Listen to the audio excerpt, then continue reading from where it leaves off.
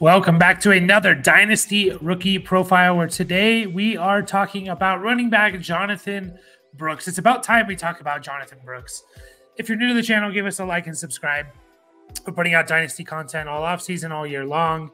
If you're new to this series of videos, it's the Dynasty Rookie Profiles. We dive deep into the rookie class, the fantasy relevant rookie class of the 2024 NFL draft. And we're not just talking about, some of the bigger names. I know today is one of the bigger names, Jonathon Brooks, but we are looking into a lot of the, potential day 3 pick guys and trying to find those hidden gems for you to hopefully find in your Dynasty rookie drafts in the 3rd or 4th round. And like I said, today we are looking at Jonathon Brooks. I kind of waited on this one a bit just to see if we're going to get more information out from him in terms of his recovery. I haven't really seen a whole lot.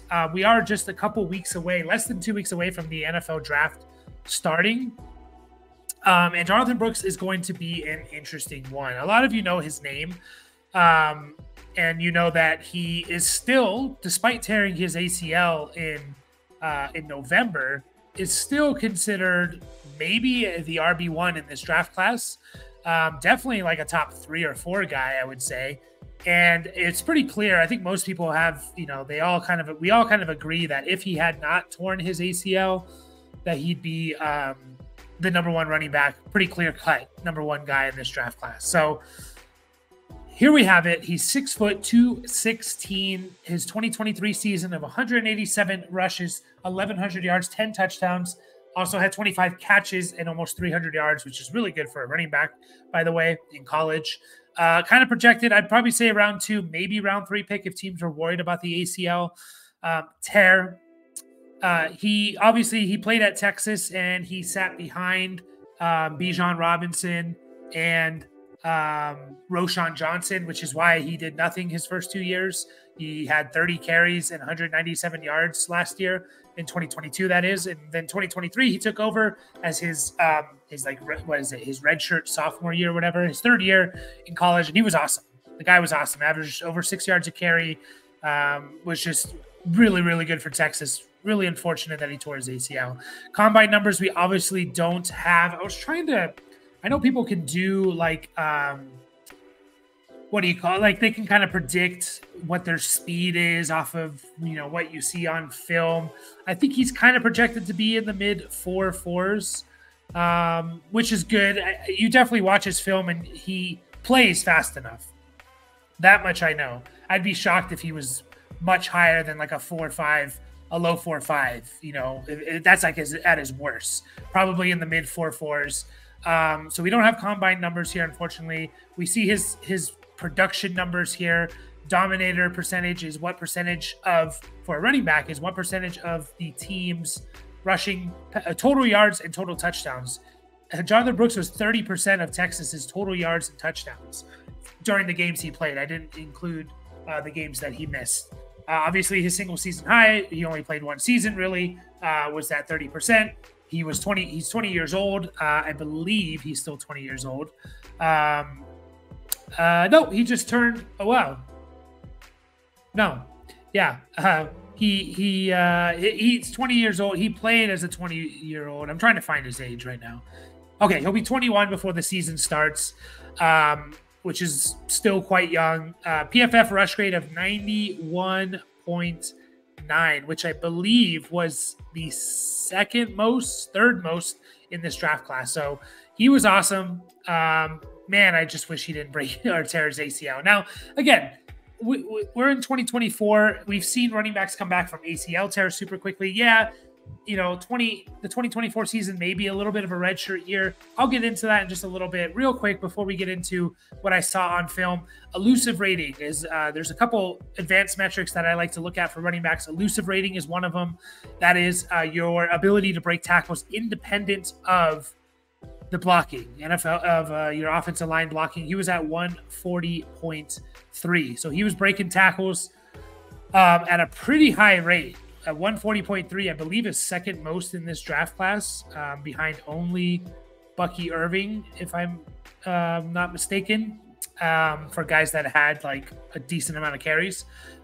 His breakaway percentage of your yards that come 15 yards or more come on runs of 15 yards or more was at 43.4.3. Anything above 40% is good.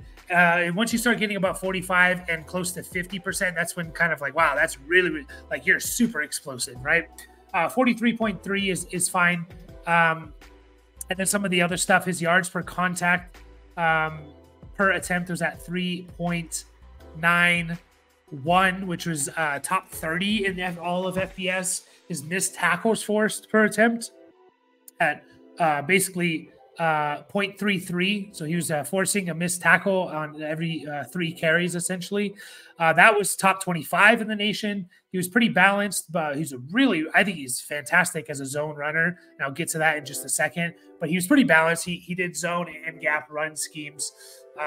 He had 16 carries of 15 plus yards or more, which was top 30. Yards per route run at 1.5. Solid number, not great.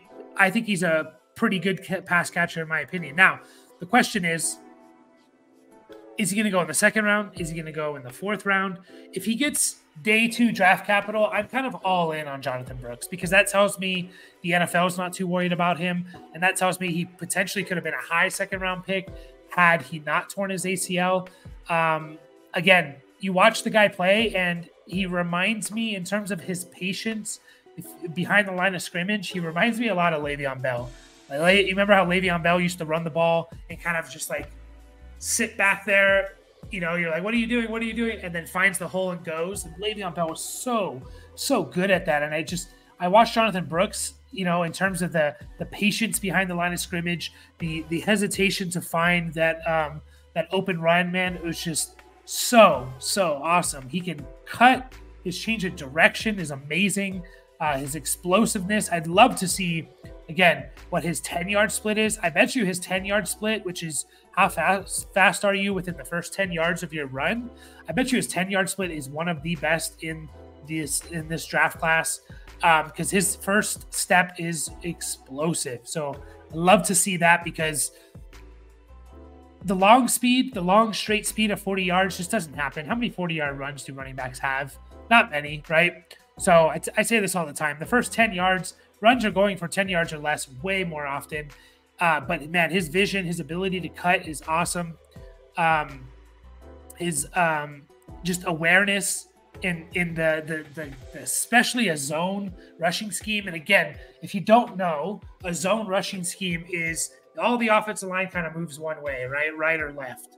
You can do an inside zone. You can do an outside zone. Inside zone's a little bit more north-south. Outside zone, they stretch it a little bit more. But the point of a zone is for the running back to have really good vision. If you want to be a successful running back in a zone running scheme, you have to have good vision because you're running alongside, you're waiting to see where that hole is going to open up in the offensive line. There's no dedicated hole. Like in a gap scheme, you run a power or a counter play. This is where you're running. You already know before the ball snapped which direction ideally you're going to be running. You're going to be following the pulling blockers. Wherever the pulling blockers go, that's where you're going. Now, things can happen, can break down, you can whatever. Zone, it's all kind of up to you. Where's the hole open up? Where's the go? So zone run scheme, man, he's just special in it. He has like the wiggle in him is just really good. His footwork is good. Good vision. Again, his contact balance is really good. He's not, again, I love his burst. Why I think his 40-yard time is potentially like in the high 4.4s or low 4.5s is his long speed isn't amazing. But again, his initial burst makes up for that. Good hands as a pass catcher. He's a north-south runner, which you like to see. He's being successful as a north-south runner in college. Too many guys, we talked about it in the last video with Isaac Guarendo. A lot of his big plays came on bouncing to the outside, and that just doesn't work in the NFL. Everyone's bigger, faster, stronger in the NFL. You can do it in college. You can't. I want to see you be successful between the tackles, north-south, and definitely Jonathon Brooks was. Yeah. Now, again, is he this amazing pass catcher? No, maybe that's one knock you can have on him. Besides the ACL tear and maybe the lack of production, like we only saw 1 year of him, which understandable, being behind Bijan and Roshan. Other than that, I don't really see a whole lot of negatives around Jonathon Brooks. will he have, there's always the concern, depending on how serious the ACL was, will he be the same after it? And the other concern from fantasy point of view is if you take this guy with your high, the 202 or the 203, and he doesn't really do much his first year, that's tough. That's tough pill to swallow in such a good class, right? Like to have a redshirt year from a running back, running backs' values just go up and down all the time. Like it's really going to depend on where he goes for me. If he goes in the high to mid second round, I think that believes the team can help them this year, especially goes to a team like the Dallas Cowboys who have been linked to him since January. If the Cowboys are using their second round pick on Jonathon Brooks, a team with Super Bowl aspirations, to me that believes they believe he can produce for them this year in 2024. So it's going to be interesting to see where he goes. If he goes to an unstable situation, a situation where the coaching staff could get fired and they could be a whole new team next year, I'm going to be a little bit lower on him because I hate when players, when coaching staffs change, they bring in their own players and guys that fit their scheme. And so it's going to really depend on where he goes in terms of my draft capital on him. But man, I've been saying this for a while now. If any running back goes to the Cowboys in the second round, they could potentially be a first-round pick in dynasty rookie drafts. So Jonathon Brooks is awesome. He's right up there with Trey Benson to me as like the number one guy. The only knock I have on him is just I want production from my running backs from year one. I don't want to wait a year on running backs because their value is going to plummet in dynasty, right? If I'm not going to get that from Jonathon Brooks, I'm a little bit wary about using an early, maybe a late second round pick is fine. An early second round pick, I'm a little bit wary of doing that. But I love him. He's a good size, speed, strength, agility. He kind of has it all. So I hope he can get back to form from his ACL. Haven't heard much about him, but there's Jonathon Brooks for you. Keep an eye on where he goes in the NFL draft. As always, give us a like and subscribe. We'll be putting out a few more of these Dynasty Rookie profiles, as well as Dynasty Rookie mock drafts. I had a brain fart. As always, I'll catch you guys in the next video.